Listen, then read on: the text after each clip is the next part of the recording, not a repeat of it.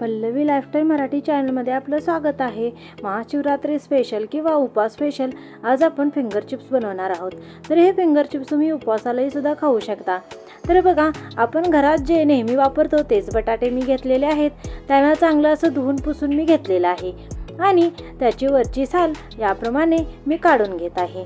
तर बघा, असं घरच्या घरी तुम्ही फिंगर चिप्स उपवासाचे फिंगर चिप्स बनवू शकता। तर चला, त्याला असं कसं कट करायचं ते मी तुम्हाला दाखवत आहे। तर अशा प्रकारे जो बटाटा असतो त्याला आपण असं चौकोन आकारामध्ये कट करून घ्यायचा आहे। तर पाठीमागचा आणि पुढचा भाग मी असं कट करून घेऊन याचे असे चिप्स सारखे मोठे मोठे आकारामध्ये असं त्यांना कट करून घेतलेलं आहे। तर बघा, जसं की मी व्हिडिओमध्ये दाखवत आहे अशा प्रकारे जर तुम्ही कट केलं तर कोणत्याही मशीनशिवाय तुम्ही असं फिंगर चिप्स बनवू शकता। तर बघा, किती छान असे सेम टू सेम मशीनसारखे फिंगर चिप्स आपण घरी बनवू शकतो। तर चला, अशा प्रकारे आपण हे सगळे फिंगर चिप्स असे बनवून घेऊयात। तर बघा, असं एकदम कमी वेळेत आणि घरच्या घरी तुम्ही असे फिंगर चिप्स बनवू शकता। जर तुम्ही हॉटेलमध्ये वगैरे फिंगर चिप्स खायला गेलात तर 150 ते 200 रुपयेमध्ये मिळतात। तर आपण घरामध्ये फक्त 5 रुपयामध्ये असं हे फिंगर चिप्स बनवू शकतो। तर बघा, मी इथे 1 किलो बटाटा आणला होता। त्यामध्ये जेमतेम 10 ते 11 बटाटे आलेले।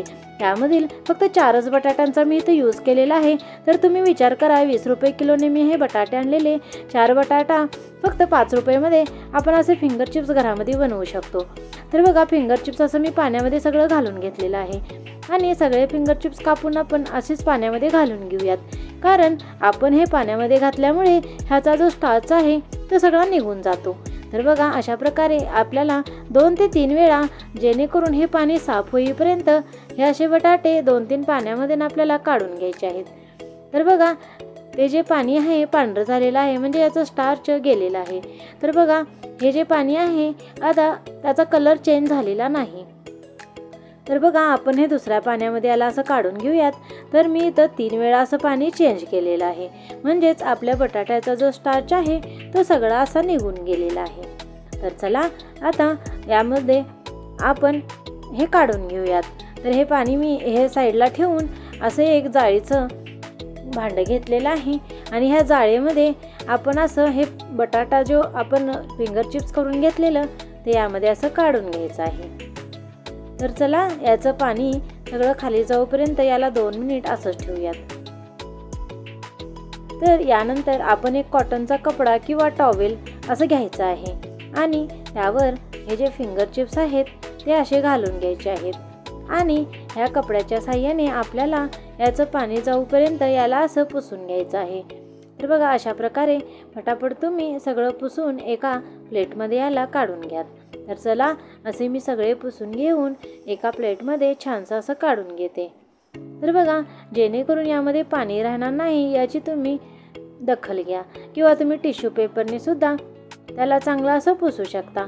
तेल इथं कडकडीत गरम केलेलं आहे मी, त्यामध्ये आपण असे फिंगर चिप्स घालून घेऊयात।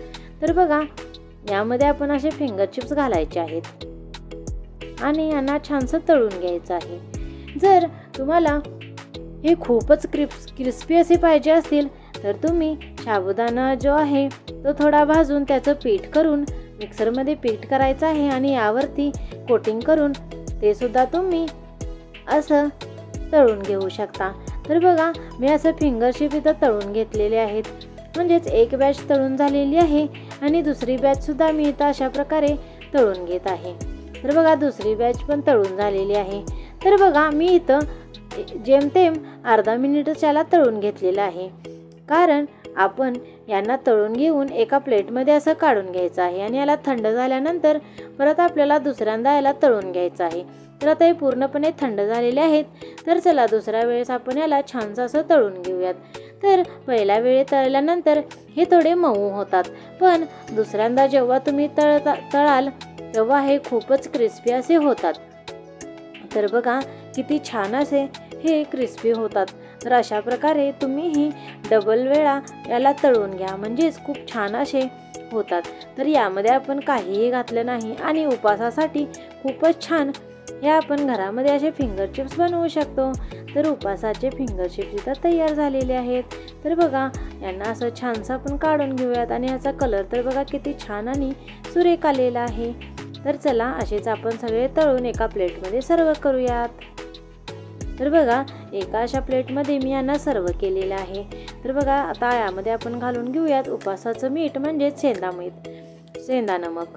तर चला हे आपण चवीनुसार असं यामध्ये वरती साईडला घालून घेऊयात आणि छानसं असं मिक्स करून घेऊयात। तुम्ही अजून पल्लवी लाईफस्टाईल मराठी चॅनलला सबस्क्राईब केलं नसेल तर प्लीज लाईक करा, शेअर करा आणि सबस्क्राईब तर कराच करा आणि बेल बटन आयकॉन दाबायला विसरू नका। तर बघा किती छान आणि क्रिस्पी असे हे आपले फिंगर चिप्स झालेले आहेत। तर तुम्हाला मी एक फिंगर चिप्स असं तोडून दाखवते। तर बघा किती छान बाहेरून क्रिस्पी आणि आतून सॉफ्ट असे हे बनलेले आहेत। तर चला याचा अर्धा भाग मी असा काढून घेतलेला आहे आणि यावर मी घातलेला आहे लाल मिर्च पावडर। तर तुम्ही जर उपवासाला ही लाल मिर्च पावडर खात असाल तर तुम्ही हे यामध्ये असं घालू शकता। तर बघा इथं मी 2 प्रकारचे असे फिंगर चिप्स बनवले आहेत आणि ही रेसिपी लास्टपर्यंत बघितल्याबद्दल खूप खूप धन्यवाद। Thanks for watching. Thank you so much.